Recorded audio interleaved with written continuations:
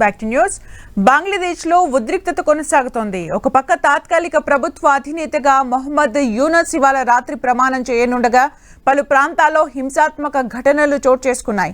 షేక్ హసీనా ప్రభుత్వం వైదొలిగిన ఆమె పార్టీ అవామీ లీగ్కు చెందిన పలువురు నేతలు ఊచకోతకు గురవుతున్నారు. 3 వారాలకు పైబడిన హింసాకాండలో 469 మంది ఇప్పటి వరకు మృత్యువాత పడ్డారు.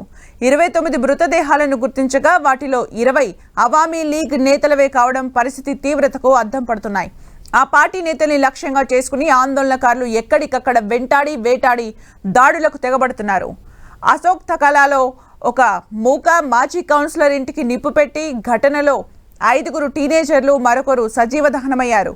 భద్రత బలగాలపైన పోలీస్ స్టేషన్లపైన దాడులు తప్పడం లేదు.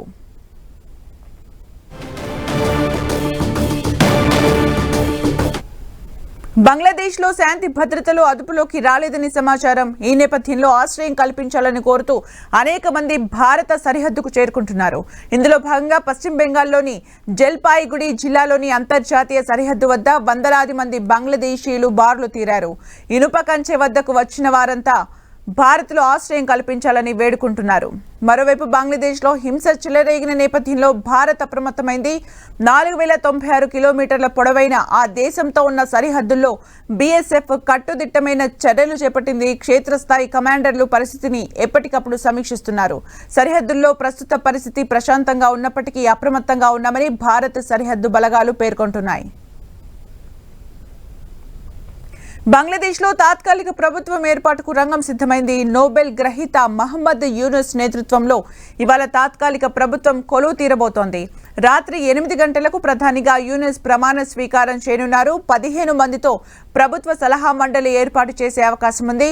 మహమ్మద్ యూనస్ ప్రస్తుతం ప్యారిస్లో ఉన్నారు. ఇవాళ మధ్యాహ్నం ఆయన ఢాకా చేరుకోనున్నారు. తాత్కాలిక ప్రభుత్వానికి ఆయన నాయకత్వం వహించనున్నారు. దీంతో ఆయన మధ్యాహ్నం ఢాకాకు వస్తారు. అనంతరం ప్రభుత్వ ఏర్పాటుపై దేశ అధ్యక్షుడితో చర్చించనున్నారు. ప్రభుత్వ సలహా మండలిలో ఉండాల్సిన వారి పేర్లపైన చర్చించనున్నారు. అనంతరం రాత్రి 8 గంటలకు ఆయన ప్రధానిగా ప్రమాణ స్వీకారం చేయనున్నారు.